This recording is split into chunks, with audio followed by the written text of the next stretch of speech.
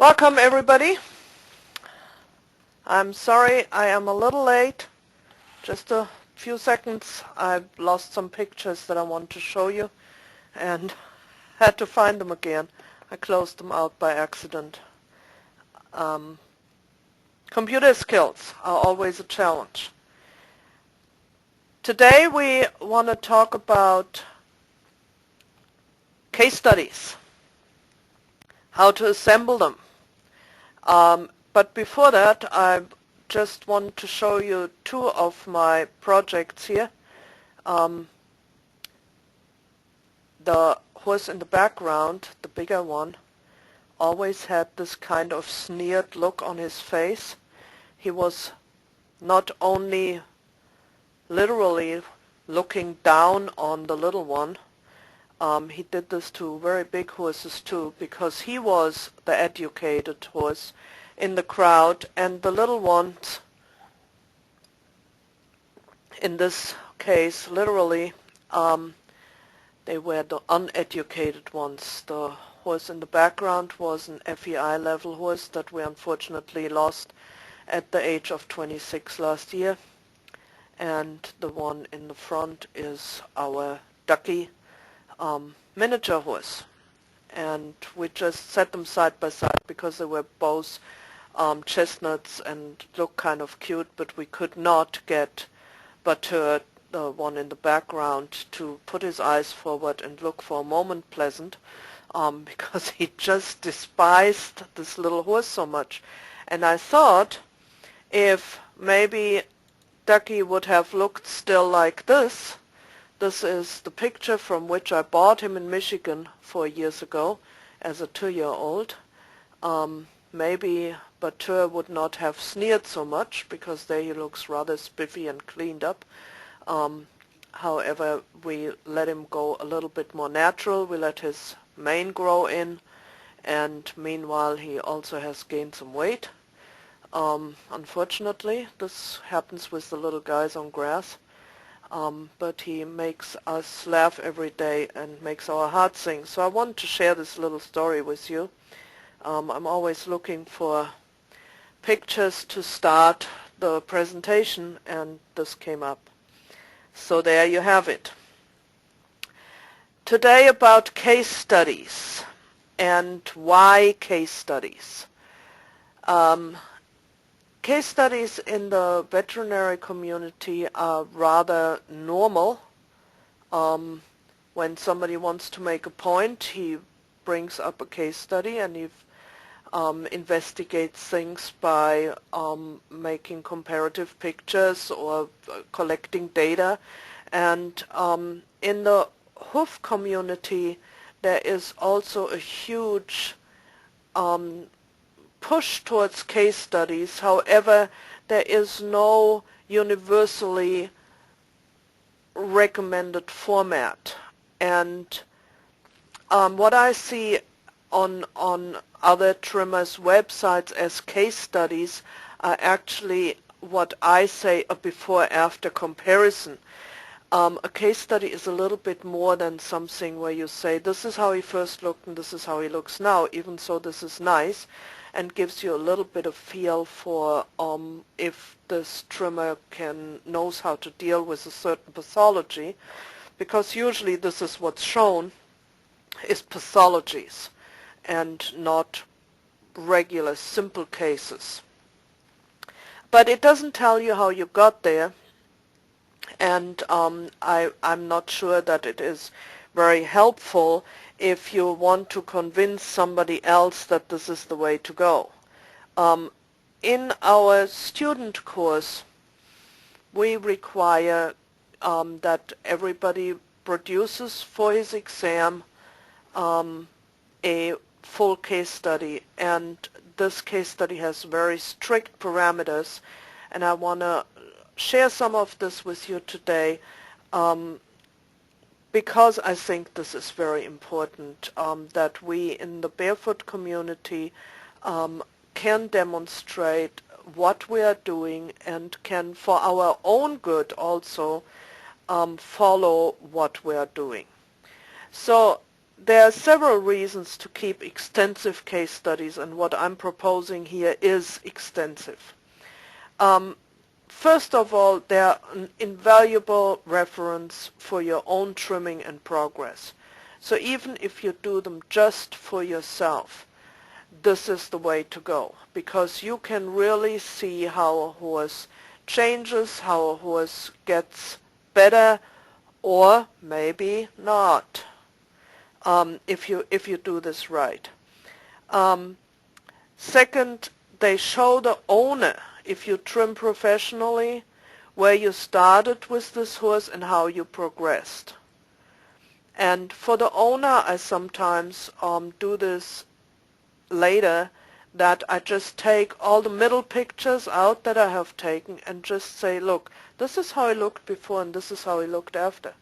Because horse owners and ourselves as well, we often forget how bad it was. And I have some horses here where once in a while pull up the case study and put some new pictures in, and then I'm going, oh my, I forgot totally how bad this was in the beginning. Now it looks so good. So, and this is always also a good way to convince others that don't want to go that route. If they need convincing, if they're just so kind of sitting on the fence, then this is a good way. And third, it really keeps you honest and it keeps you on track. I think this is a big one. You cannot talk yourself out of a case study picture. You know, if you lose toe height, or if you lose, if your heels become more underrun, or all of a sudden the hoof becomes more boxy, then you have to look at your trimming, how this happened. So, and we're getting now more and more into the trimming. This is where this is leading. So, we have put here together, and I have changed this a little bit from the original. I got a case study form in my course that I heard that it came from Dr. Cook, and we will ask him afterwards if this is true. And we have tried to improve on this a little bit. From what we had, took maybe something out, I'm not sure, but this is the first page of the case study, and I will, after this session, post one on the Yahoo group so you can download it. You have to have Microsoft Word for it. There's no way around it. I don't think you can see this properly in another program. But there is probably on the Microsoft website a Word viewer or something like this that you can download as well. That I don't know. I am a PC person, so there's a lot of stuff you hear today that may not apply for Apple owners. There is the war between Apple and PC, and it's almost as big as the war between farriers and barefoot trimmers. Wow. I cannot help you if you have an Apple. I just can't. I have no experience with that kind of computer. So this is page one, and not only can you change this to your horse's name, but also put your name in here and the date, and then you can also take the yellow out. I have highlighted the yellow because this is where I want to show my students where they have to definitely change something so they don't miss that. This is the second part, the second page, and here is where you put in all the information about yourself. You can change in the first paragraph, the very last line is name of farrier. You can change this to name of hoof care provider if that is something you want to do. Then comes the description of the horse that we're talking about, and as a third paragraph the rehabilitation summary. The rehabilitation summary, I have also suggested that you put your trim log here. When you start trimming a horse, in 90% of the cases there is something to improve on, and that means to rehabilitate. May this be that the horse is working fine but he has a not so convincing hoof form, or may this be that he's actually lame. But this is where you would date what is happening in the rehabilitation process, and that is not just trimming, that is also what kind of supplements you give, when you change something maybe to his exercise schedule, when you change something that you do with body work. The veterinarian came, and all these things should go in here. So kind of a log of what's happening. A trim log is where you write down every time you trim this horse, a date and anything special you have done. Sometimes it's only backed up the toes, sometimes it is a full trim all around, maybe just rechecked and just took down high wall on the medial side on the left hind, something like that. So, but keeping a trim log allows you to really in detail look back later on and say, this worked, this worked, this worked. And if you have the trim log together with your pictures, to which we come later, then you can over time make sense of it. And this is really important. So, and you can just, in this, once you get the form, you can just keep on typing here and everything else moves down. This is the beauty of computers. I really love them. Then comes the history of the horse, and this whole history is really important to determine in some way the rehabilitation time frame. And also for a trimmer who comes in new, I hand these out to horse owners before I ever go there the first time. I send them to them per email and ask them to send them back to me, just the documentation form. And that way I have a feeling what's going on here. If somebody tells me that their horse was shod for the last 15 years, 365 days a year, and stall kept all this time, and he was lame most of the time, then I will proceed with taking this horse barefoot in a totally different way than if it happens like one of our students bought a horse that was just shod for one cycle because they wanted to sell this horse and they thought he would look better in shoes. So this horse had in his entire life, he's 8 I think, he had only one set of shoes on. And so to take this horse barefoot was a no-brainer. We just took the shoes off and started trimming. This was nothing. So this is important to have all these questions answered to the best of the owner's ability or the best of your ability, if you want to use this to send in some questions. It is important when the horse was ridden first, and it is also important to know what has been used prior to your treatment, to your trimming. Like orthopedic shoeing, like medications, all of this goes in here. And then the last one here is I can't even pronounce this, but it doesn't matter. Symptomatology, I hope. the owner's observations, the details of those observations, the farrier observations, the veterinarian observations, other observations, these are all clinical signs. You know, horse is lame, left front.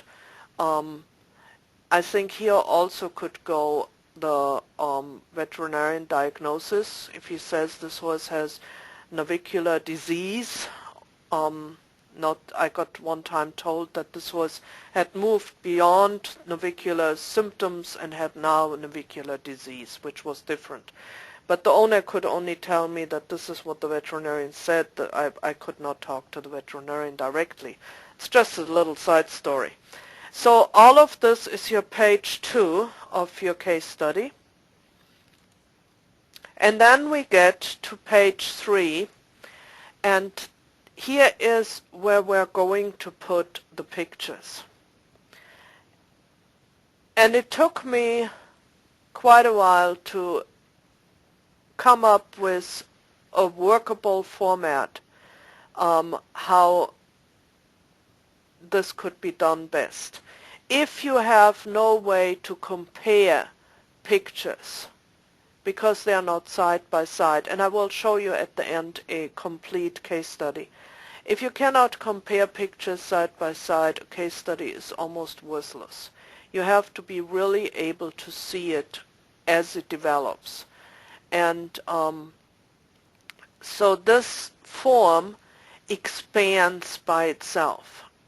You can, when you take one of these cells and you click on it, and then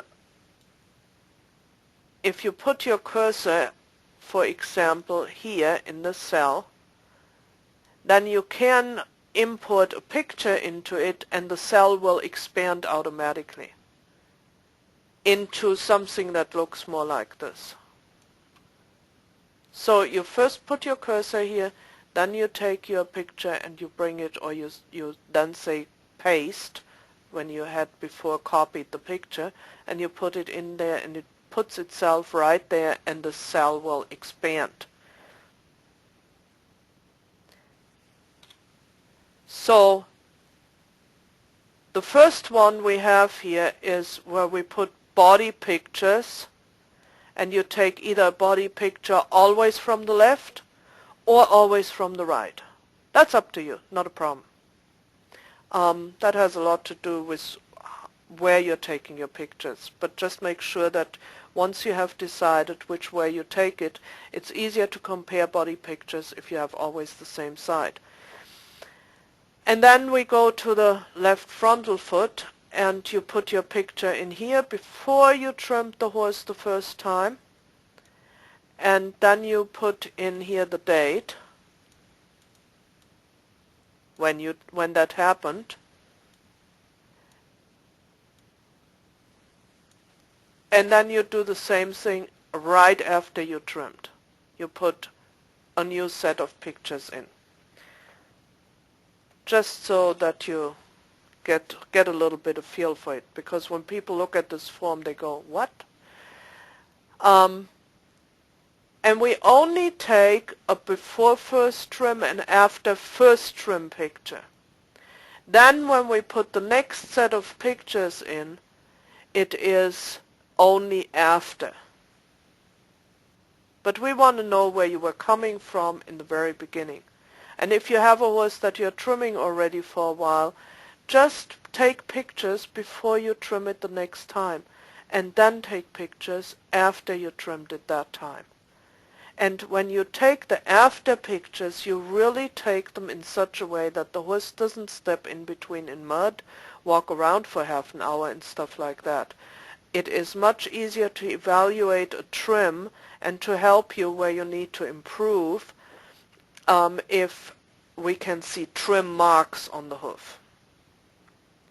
So much just for the practical part of this. So this actually goes on and on and on.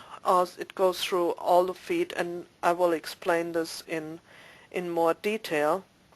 But every time you take pictures, it's 21 pictures. It is 5 of every hoof, and it is 1 of the body. So you have 21 pictures before and another 21 after, so that's 42 pictures to deal with when you start this case study, and let me assure you it's quite an ordeal. But it is worth it, so that's why you do it. Here I have just put 2 pictures in just so you can see how this pans out. This is left front sole. Before the first trim, after the first trim, and what I forgot was to put a date in. The date is really important, so you also can see how far these trims are apart. Did this happen, you know, the end result, did this happen in 3 months or did it happen in a year and a half? Makes a big difference.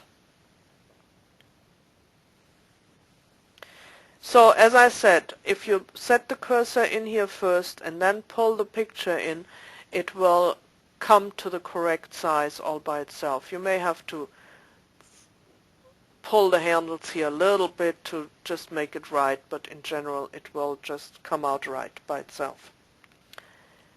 So let's talk a little bit about cameras, because they are a big deal for case studies. I get nothing from Nikon. I have no contract with them whatsoever. There are 2 cameras that I like from Nikon. One is the Coolpix S10. This is the more expensive model. The other one is Coolpix S4. The S4, I have an S4, and you can still buy them for under $100 on eBay, or maybe somewhere else, I don't know, but it's an older model, and what I like about the S4 is that you can run it on AA batteries. It is fairly important that you get a digital camera, otherwise you cannot import the pictures easily, and the Nikon Coolpix S4 and S10 allow you to swivel the lens. On the back here of this and this is an LCD screen, and you can swivel this part down here to be even with this, as you can see here, and then you can take a picture of the horse's hoof from ground level and see how you have the picture framed, and that really helps. It's tremendously makes your life easier. There are other cameras with LCD readouts, and one of our students right now has a little video camera that has a swivel LCD screen, and that screen allows that setup allows him to make still pictures and make videos. And he prefers this because he's very detail oriented, and he says, I also take movement pictures of the horses before I trim and after I trim. That's an excellent idea. By the way, the Nikon Coolpix also takes short movies, but you can get this with a small video camera as well. There are most likely other cameras out there that do the same trick. It's just that if you can set the camera on the ground and see where your picture is framed, this makes all the difference in the world. So I want to share this with you. The last time I checked, the Nikon Coolpix S10 retails for $350. If that's a bit rich for you, there's always eBay. As I said, you need to make 44 pictures, and you have to have a memory card in this camera that accommodates this. I find that a 1 gigabyte memory card is plenty, even if you don't download your pictures after every horse. You can get oodles of pictures on a 1 gigabyte memory card. So now that we have set up all the what to do, how to actually take the pictures. We start with a full body shot, either from the left or the right, as I said, and if any possible, try to get the horse to stand with the front legs parallel to each other, or as close as you can get it.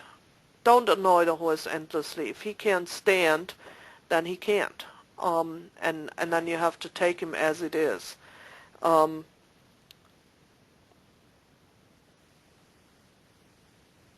When you look at this picture, what I have to, if you have choices, then make another choice, because in this picture the background is a little bit busy, and that takes really away from the whole horse. I have a hard time looking at this. In this picture here, same horse, the background is too dark.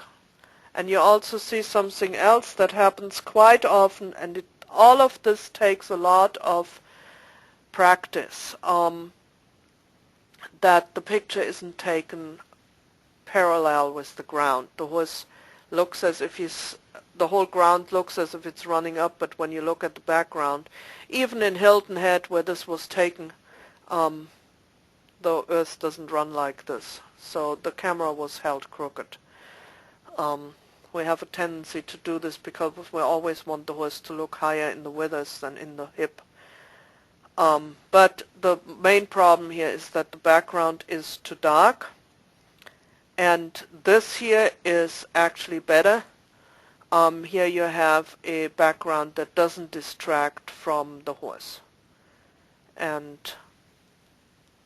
so you get a pretty clean picture. Before you trim your horse, before you trim your horse, you make one set of pictures and you label these pictures. Left front, left hind, right hand. Or you can go around the horse, left front, right hind, right front. I trim and take pictures. No, I don't trim that way, but I take pictures. Always left front, then right front, then left hind, then right hind. That way I don't need to write on my pictures. And I find writing I don't need to write on the hoof. I find writing on the hoof distracts from looking at the hoof. So I take my pictures in the same order all the time, and that way I know exactly who is who when I get them home on the computer. The first set, as I said, you mark before trimming. How you mark this is up to you. You can say this is left front BF, or you can write before trimming and then the date. Mark your pictures. Label your pictures before you do anything with them. That way you don't get them mixed up. If I get case studies where I say, funny, I have seen this hoof before, and somebody tries to sell me the left hind for the right front, doesn't go so well. Then we have to go and do this all over again. So you always take the pictures in the same order, and you take 5 different views of every hoof. And we start with the front view. And we take the picture so that your camera lens sits here. Right here. If you get the camera lens a little bit to the left or a little bit too much to the right, everything changes. And you don't see it so well anymore. So this is fairly important. In the lateral, that is the next view picture, you do the same thing. You set it about here. but you have what I like to see in this picture, and the only way this is useful is when you have a true profile. That means you don't see this and you see only one hoof bulb, not two. You can take your camera a little bit around when you start doing this and slide it a little bit back and watch when the second bulb shows up in your viewfinder. Then you have to slide a little bit back. But make sure that you really have a profile, because only on such a profile can we see if we have certain pathologies like underrun heels or not enough toe height, or also have a little bit leg showing, because this changes dramatically when we change certain things in the hoof.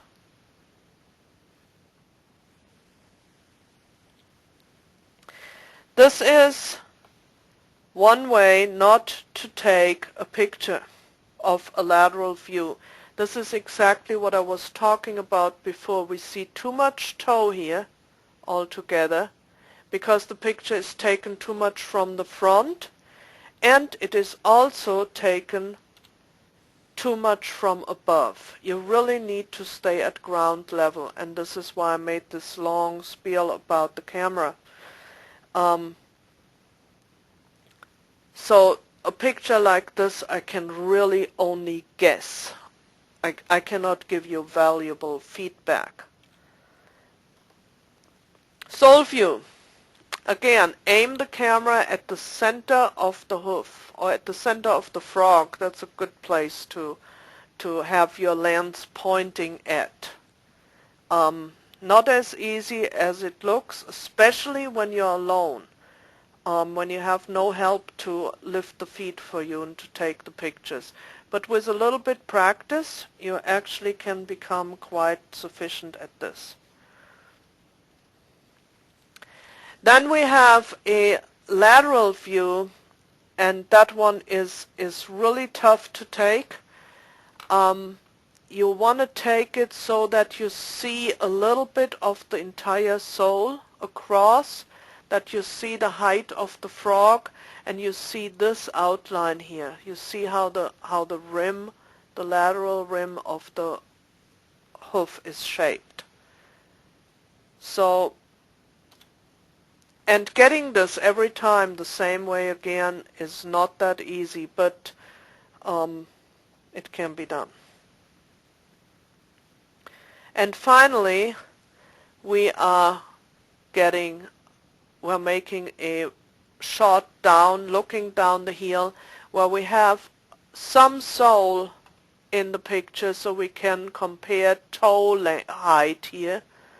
And when you get these pictures onto your computer, then you will realize the true value of making pictures, because just look at this picture. It looks perfect around here. This is pretty much all the same. My line is not so good, but the hoof is good. But when you then make a line here and compare it to the line here, you have two different lengths. So you can make a note about this, and beware of those who don't take notes.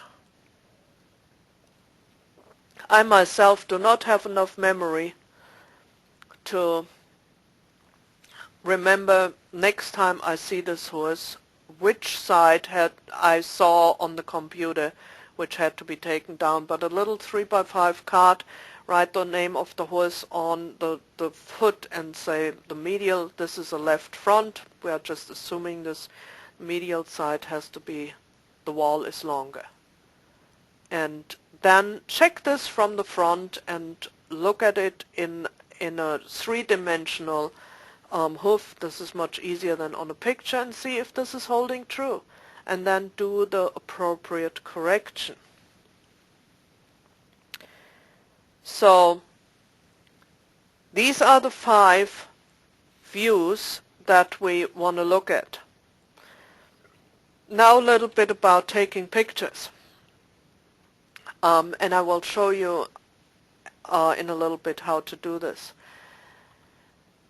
While this is a very interesting picture, because I really like Norman, he's another Australian Shepherd, and Suzanne has a nice shirt on, and it was obviously summer because she wears shorts, this picture gives us information that we don't need. But what we do need is something like this, so I cropped this out to show only the hoof as far as possible. And the other thing that I want to show you here on this slide is that if this comes too dark in this picture program, you can make it lighter. You can just lighten it up a little bit. And then sometimes you can see certain structures better in the picture. It is always about how much can you see, and it's important. The other thing is, make sure that when you take pictures that the hoofs are clean. Not only that they are positioned correctly in the picture, and I show you how to do this, but also that the hoofs are really clean. On a picture like this here on the left, there is very little I can tell you. I cannot tell you anything about the heels. I cannot tell you much about the frog. I don't know what the collateral grooves are doing. This is pretty worthless to put something like this in a case study. If this is the only picture you have, for what reason whatsoever, by all means put it in. But try to clean the feet up before you go through this whole ordeal of making pictures. Here in the right picture, this is something I can really work with. Another problem that we often have is that we take pictures against the light, and that is hard to evaluate. In this particular case, you can lighten it up a little bit, and then it kind of sort of works. It is, by the way, also taken a little bit too far from the front, could be taken more towards the heel, which makes it hard to read the correct angles on it and make recommendations from there. But try not to take them too much against the light, or have somebody stand on the other side to block out some light. And finally, having shadows is always difficult. Again, somebody can block the sun out. It's better to take the entire picture in the shadow than part in the shadow and part in the light. Very difficult. You see that it happens, otherwise I wouldn't have these pictures. These are all made at my facility. So I have had plenty to pick from to illustrate this, what I want to say here. Not a problem. So you make all these pictures before and after. You take notes every time you trim the horse. You attach the documentation form and take pictures about every 2 months. It doesn't help a lot to take them more often. It just doesn't do anything. You have to see a difference. I will show you later when there is an occasion where I do take them more often than every 2 months. And when I do horses over years and years, I don't take them but twice a year. You know, there comes a point where this is not necessary to keep on clicking away every 2 months. But in the beginning, if you are really a little bit insecure, take them every month. Not a problem. Okay, this brings us to the end of this. Let's just change routes here real quick. And I want to show you how to deal with pictures, if it lets me. Okay, here we have one. This is a program that comes with Microsoft Office. It's named Microsoft Office Picture Manager. I don't know if you can get it as a standalone program. There's a lot of programs out there in which you can handle pictures and make them different. And I just want to go over this with you real quick, how to do this. Again, in this picture here, you will see that you are not quite ground parallel. If you take this here, good grief, need different pen color. It's not quite ground parallel, so this would be ground parallel. So what we can do here, let me just take this out.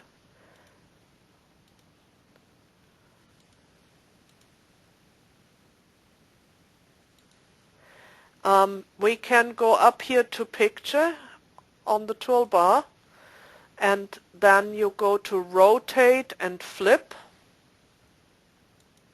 because you want to rotate this picture a little bit, and you rotate it just by a few. Let me take a different picture. This one didn't work out, and I don't know why. And I didn't want that one. I want this one first. I did this one before. So you go here to rotate and flip, and you rotate this just by a few degrees.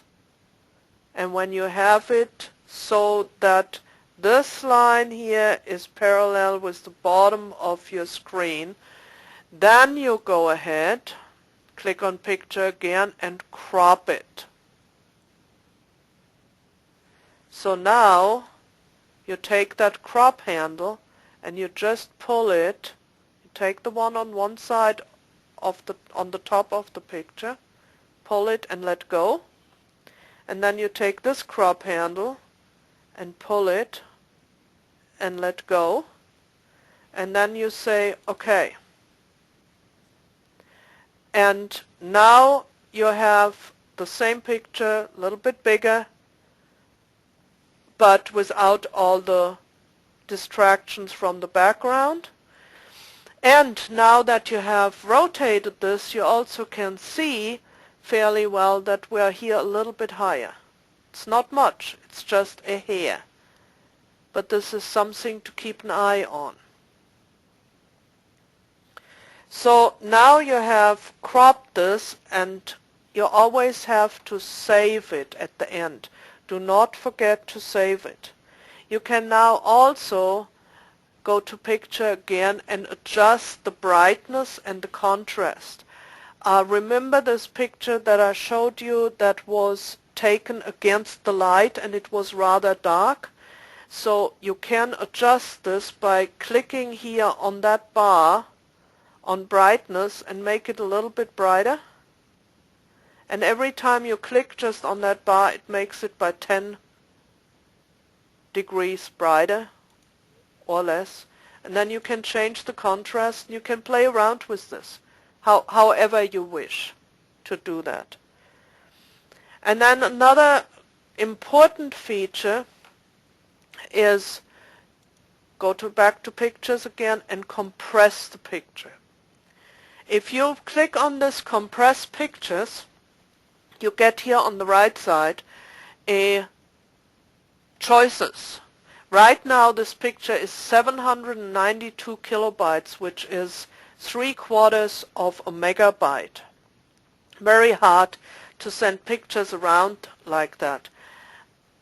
I compress my pictures usually to web pages. I click the radio button for web pages and compress them to that. Now it comes down to not quite 50 kilobytes, and you can insert all these pictures into your at that size into your case study, and it is a manageable size, but the picture is not so small that you can't read it anymore. It still has a pretty good resolution. So when you click on this, see, it comes out this size, and it looks pretty good still. So then you have to go and save this. And I want to just go with you one more time over this. because this is not so easy. And it's going on recording, so you can look it up again. And there is already a file in the Yahoo group that's named Taking Pictures. It's a PDF file. You can print it out, and you can take it with you to the barn if you have to. So again, we rotate this picture a little bit so that it is parallel with the ground.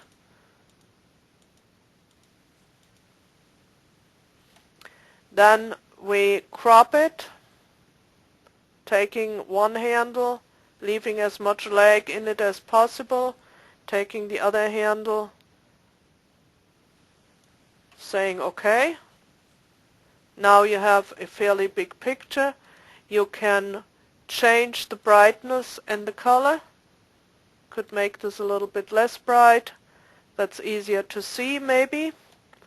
And then you compress it by clicking on the web page radio button and saying OK. So, and then you can do this with all the pictures that you have on your memory card. And then in the end you go here in the second toolbar row. You have this is what we're looking right now at, single picture view. And then you have the thumbnail view.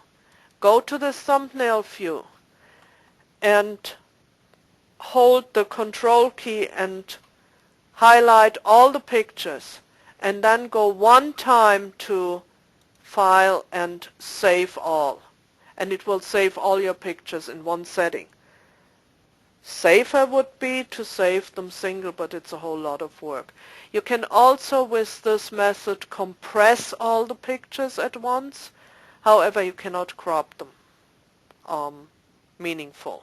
So this is so much about taking pictures.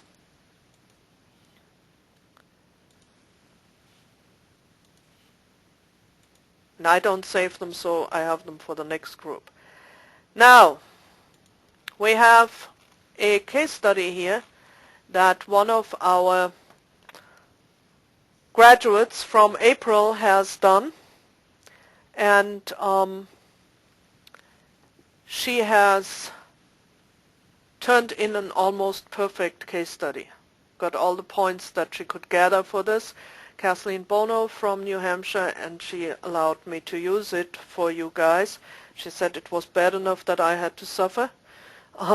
They don't have to suffer quite so bad. So you see she filled everything out here on the top, and by the way, you can set it up here with a header so that your date always changes, and you have an automatic date in here, and you can always have your own header in here. So she has put in her own information. She has put in her horse's information, which is his occupation is pasture ornament. And then she has put in a rehabilitation summary that is rather nice. She really put in everything that she did from July through February of this year.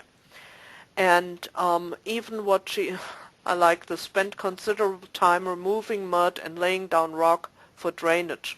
Top layer is 3/4 inch stone all around the shed and run-in. So it helps to know later on when you put this in, because this may have an influence on your horse's hoofs. So she wrote all this down, what she did. You see here in August she said trimmed only the toes back, nothing else. But then 3 weeks later, she did a full trim again. And put all her observations in, said what she did, what happened, and so on. So this goes all the way through the end of February. And I personally appreciate if you can look back at this and say, yeah, we put the rocks in here, and look, 2 months later, the pictures look this and this way. Maybe that has something to do with the rocks, and you can do your own research a little bit in this way. Then she put in all the history, how long the horse was shod, how long she thinks it was stall kept. The horse was never lame, since when the horse is with the current owner, and so on. And put in her own observation, since she had nobody else give her any observations on this horse. So that's acceptable. And then she took pictures before and after in July. And then she took another one end of July. This was when she just had started with the course, and that is fine. And then she took one in September and one in October, and then she gave herself a little breather, actually only 2 weeks, and then December. And here you have the horse in February, and this is in New Hampshire in the winter, the middle of the winter, and the horse looks actually pretty good. Not too long, shaggy coat, which would hint on her not feeling good. She stands pretty square, which she, in January, 6 weeks earlier, she wasn't standing so well. Even 4 weeks earlier, she wasn't standing so well, but all of a sudden something has changed, and I know what has changed, but she changed her trim a little bit, and pang, there's the horse. And it stands very square, as you have learned, with a vertical cannon bone on all 4 feet. So this is kind of what we're looking for. Are we making progress? So then we have frontal pictures with the date, before first trim, after first trim, and then consequentially not before anymore. That's only one time. Then only after the trim. And we go through all of these pictures through the frontal, and then we have a fairly good looking hoof at the end of these 8 months. Then we do the same thing for the lateral, and there's always something can happen that you don't have a picture. In this case, I think it was, I forgot to take this, and that happens. Sometimes you forget something. Just put in that it's not available, that I don't say later on, hello, you forgot a picture. So you can see, for those of you who are schooled a little bit more at looking at hoofs, we have a fairly flat hoof here with not much height and a very long toe. Then I urged her to take this toe back, and we actually got a lot of toe height all of a sudden in December. So half a year later, we got good toe height. Then we lost a little bit in the snow again, and we got a good bit of it back until February. So this was good enough progress. The same happened here with the sole, and when you are in the course and you give us from the beginning these pictures, then we can help you with the trim on your own horses, even the ones even if we don't see it. But then we can actually, from these pictures, tell a whole lot how your trim is doing, and we can already over the internet help you a little bit to shape this up. So we have a whole set of sole pictures. Looks pretty good here in the end. This is a naturally worn sole. Make no mistake, snow is very abrasive, and it helps to exfoliate quite a bit.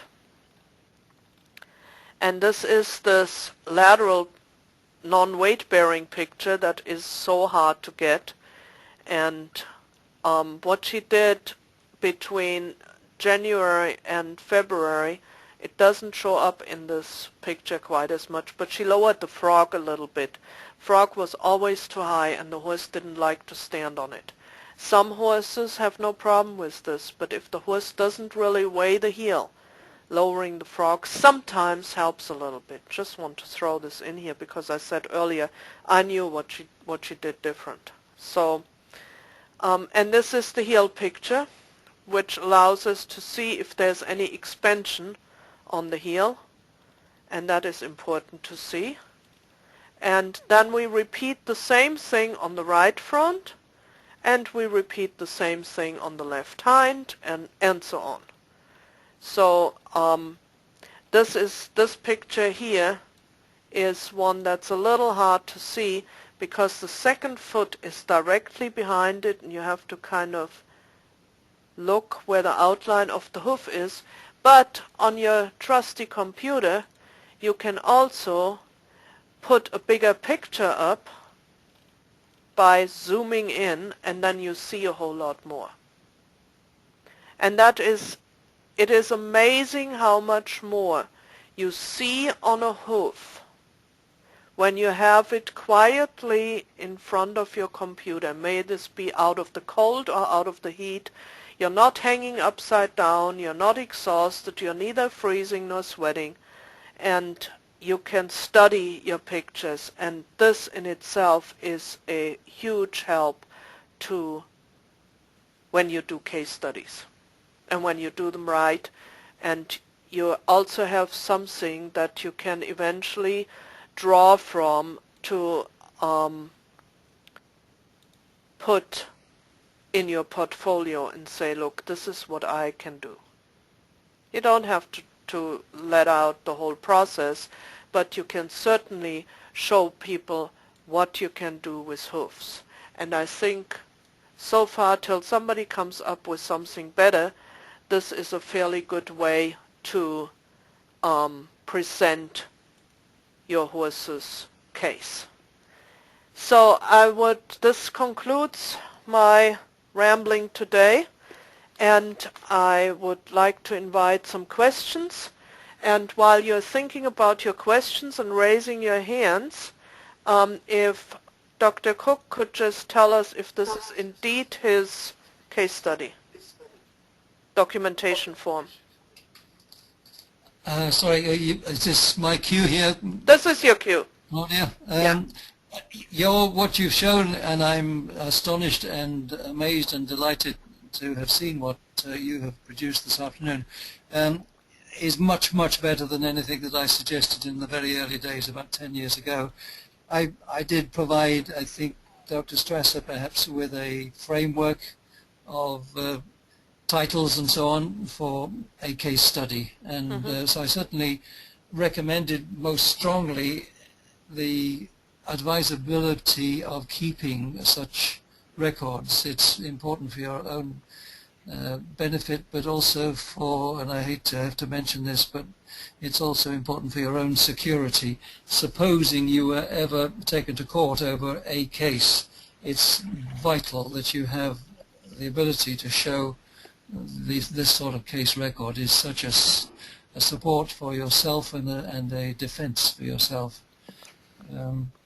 The only heading, talking of headings in a case record, that I didn't hear you say about, I might have missed it, Claudia, is the heading that I would use after the early diagnosis that you had received on a case from either the owner or the veterinarian.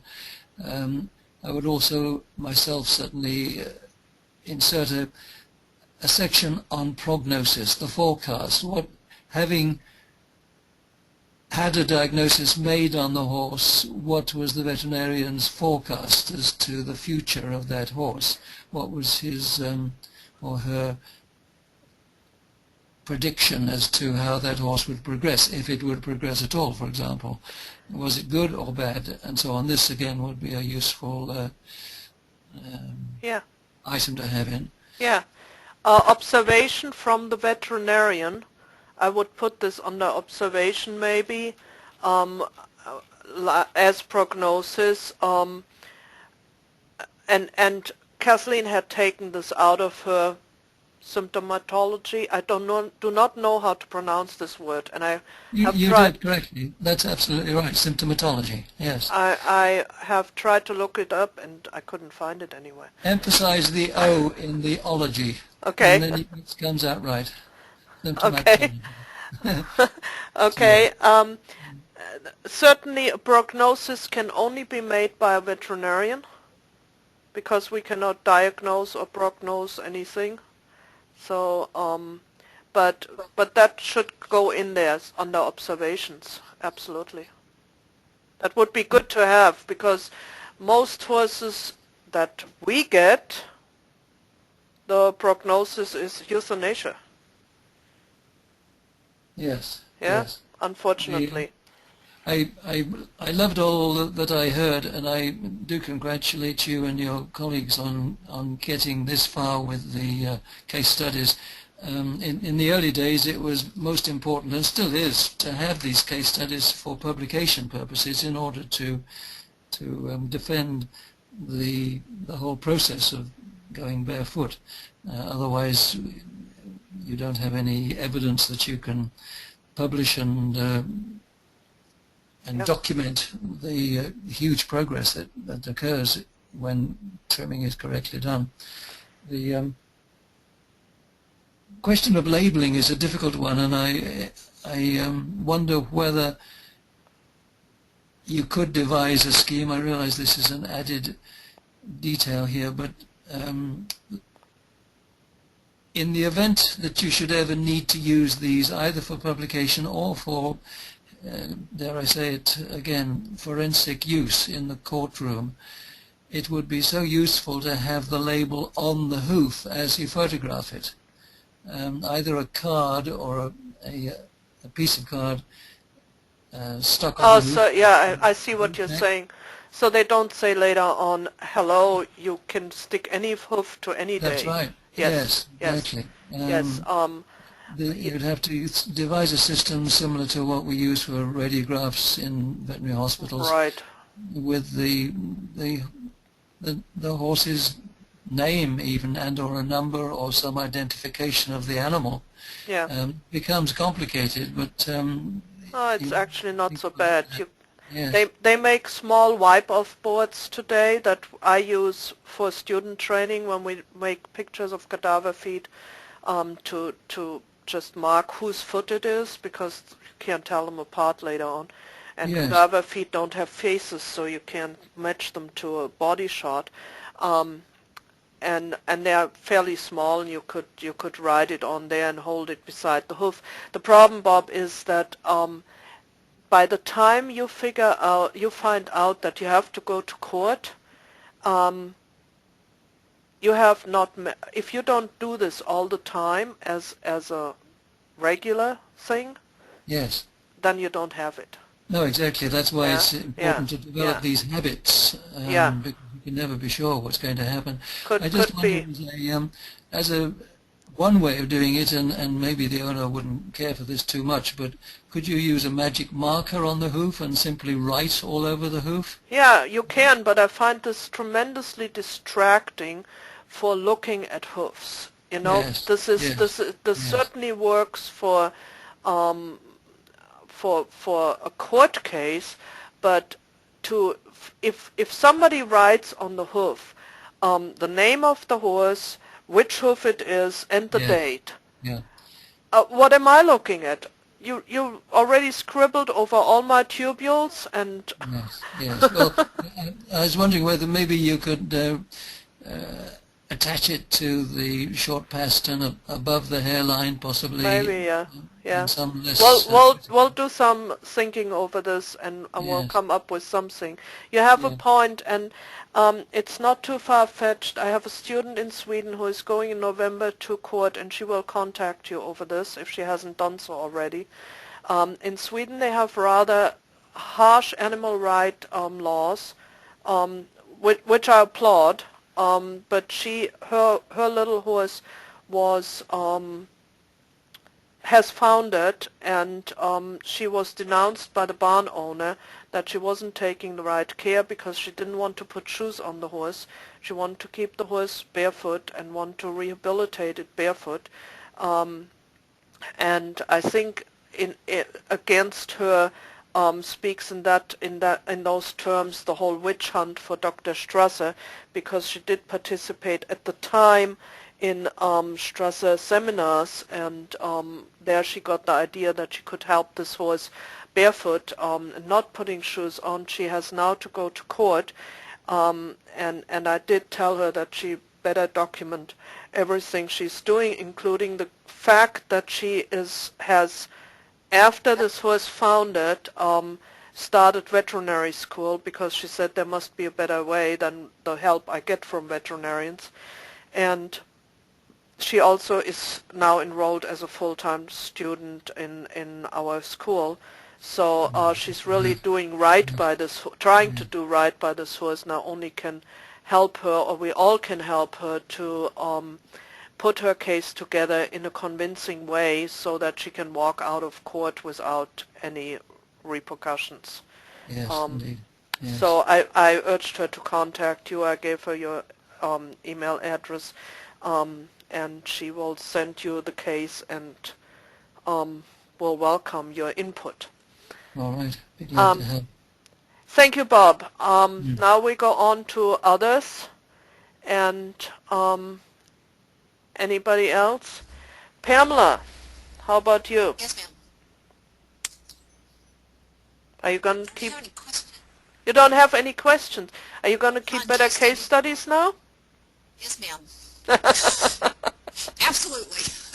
I'm going to practice my pictures, obviously. Well, you know, as I said, there is a taking pictures file already in the file section on the Yahoo group, and send them to me. I like to look at them, and I can give you pointers what to do better and where they are a little bit off kilter. Again, as Dr. Cook said, it really helps us to have case studies, and I have close to 100.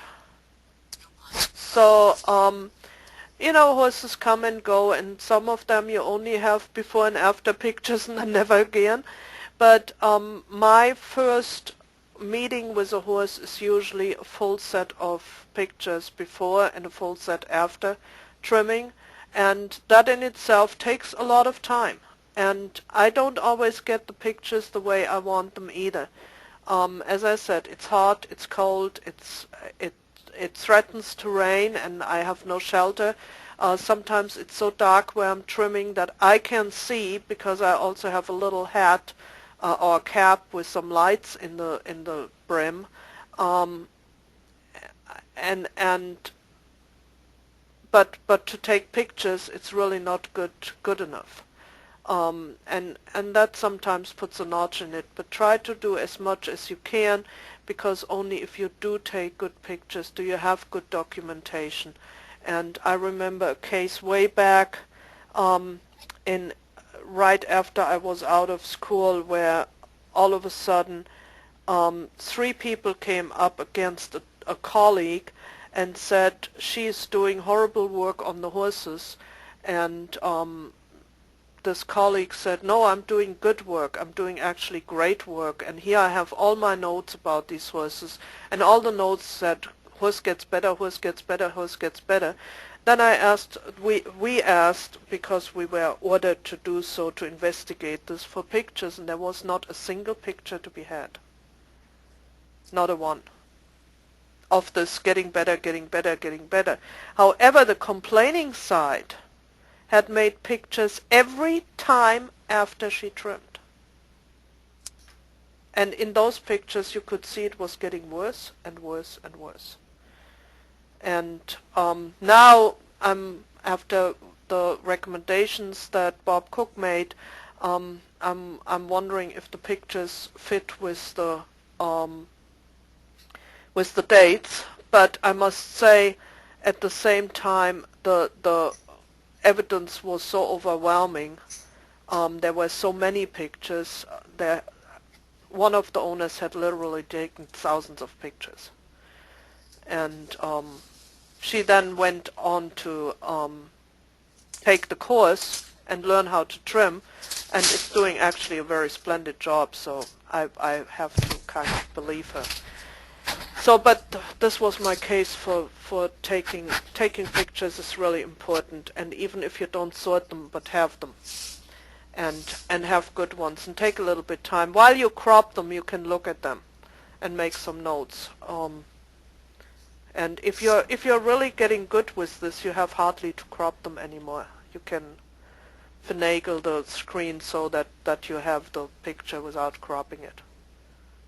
I feel like I have a little bit better handle on how to take pictures now. Okay. Like where to point the camera. So this actually was very, very helpful for me today. Good. Now Thank I'm going you. to go out and practice. Good. A couple pictures for a critique. How's that? Yeah. You can anytime, Pam. Okay, Thank you. great. Thank you. Christina, was this helpful?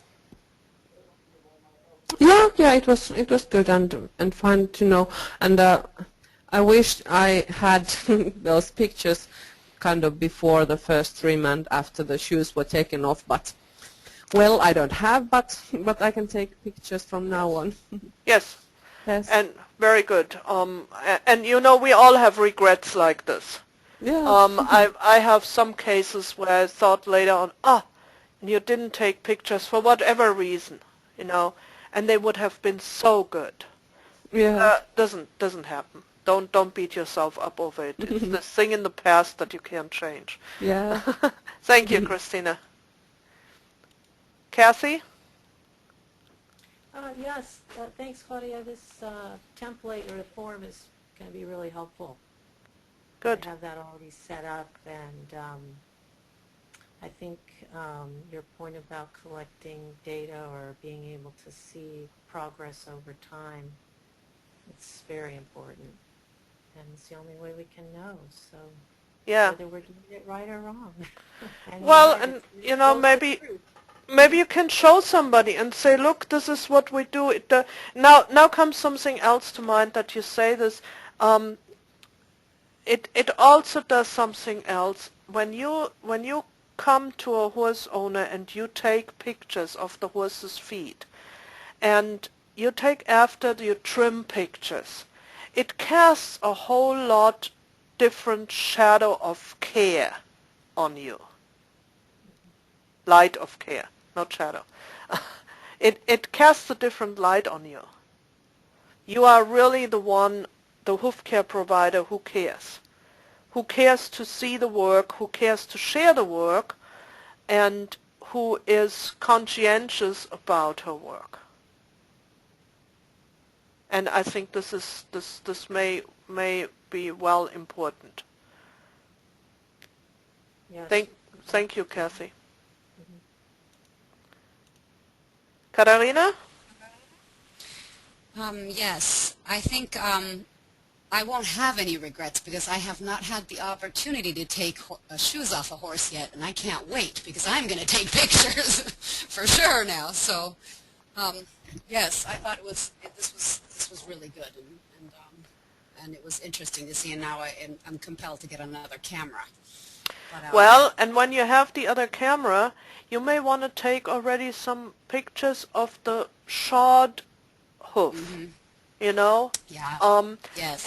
And look how different it looks on the screen, and what you can see. And as we go now, from next time on into pathology, and all the different contractions that are, a lot of them are shoe related, and we will talk about this for quite a few times. You will, maybe you can take those pictures and say, wow, I see all of a sudden something that I didn't see before. Yeah, unfortunately, I'm already seeing a lot of things without the camera. I think I'm kind of scared of taking pictures of these shod horses because it's like, it's becoming pretty painful to watch them on a daily basis. So, but I think, yeah, you're right. I mean, Yeah. I can already see it to a naked eye, but not to mention when I put it on my computer, I think I'm going to be Yeah.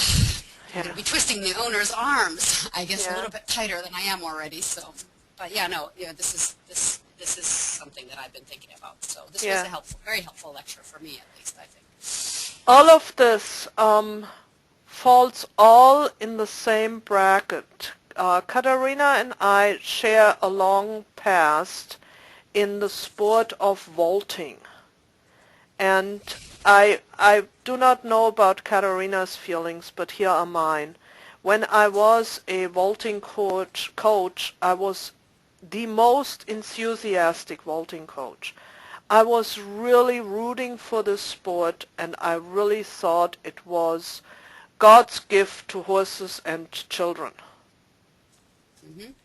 That would be And me too. and now, well, I know you have a much more illustrious career in vaulting. Um, Now I look at vaulting as something that I find still fantastic for children, but abysmal for horses. It Yep. is absolutely horrific when I think what is done to these horses. And now that I know all the things about shoes and about bits and about whips and about psychology and all these things, I know much more about physiology, knowledge, and brings you a little closer to the truth and opens your eyes. And unfortunately, all of us who are together in this course here are going down the same path. And I have a lot of students who have confessed to me that they are almost lonely because they have such skewed viewpoints that are not fitting in the normal horsemanship. They have all these silly ideas about that bits hurt horses and shoes hurt horses and spurs hurt horses, and I just read your last blog that I found extremely worthwhile, that you really watch a horse and listen to it, and you also reflected very well on your reactions. It's we're all in this together, and we're all in this to help the horses, and the more we know, the more disconcerting this becomes, if that's the right Yeah. word. Well, knowledge is painful. Yeah, Sometimes. yeah, Yes. yeah. I agree. Yes, no, and I mean, the whole vaulting background, like you said, it's a fantastic sport for children, but it's not a fantastic sport for the horses that are involved. And Yeah. this is something that also Christina has been involved with the sport of vaulting for Okay. almost as long as me. This is how we met, and Okay. we've been going through the same discussion with her, and so consequently her horse actually is an old vaulting horse that she was able to, I guess I would say, save in the end. So yes, so the path continues, but the scenery changes quite a bit Yeah, as we're yeah. going down the path. Thank you. Good way to say it. Thanks, Katharina. And finally, we have Denise in Hi. Spain. Yes. Another lonely one. A little bit, yeah. No, I'd agree with that one. A bit bizarre, a bit mad over here. Yeah, no, I do take photos, and what I do like about them is that I keep going back to them, and I can see the mistakes and like where I've improved or where I didn't do something properly. I mean, I've got a long way to go, I know. But I also recognize which hoof is hoof. You know, it's amazing to like recognize this is the left hind just by looking at it. They've got their own distinct coloration and things, so Yeah. it just lets me get more familiar with the hoof and like observe things better, I guess. Good comment. Yeah, very good. Thank you, Denise. You're welcome. And Carolina, I didn't forget that you're on the call. Hello. Hello. Now that I have openly talked about this, everybody, this is Carolina from Sweden, who I just talked about her court case. But I don't think this in this setting this is a bad thing. maybe if somebody has some input on this and some insight on this, there are quite interesting people on these calls that have a lot of talents. I would invite you all to help out. Just send me an email and I'll forward it to Carolina.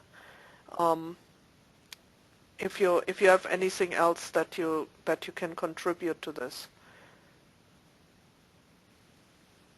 And Carolina, I don't even know why I opened your microphone, because you make already good case studies. So we have been You haven't seen my trim long in a while, I think. Okay. So I tend to forget them. okay. Well, you have a little bit time to go to put it Yeah. in. Okay, thank I'll you. make it better. Thank you. And the last one is Barbara.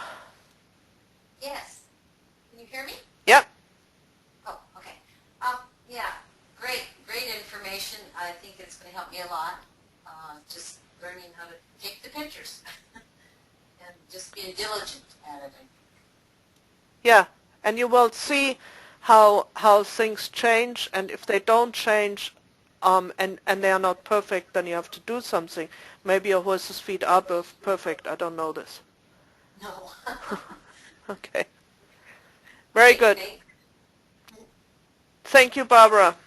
Thank you, everybody, for coming, and I see you next week, and we will finally get into pathologies, and we'll talk about contracted feet, and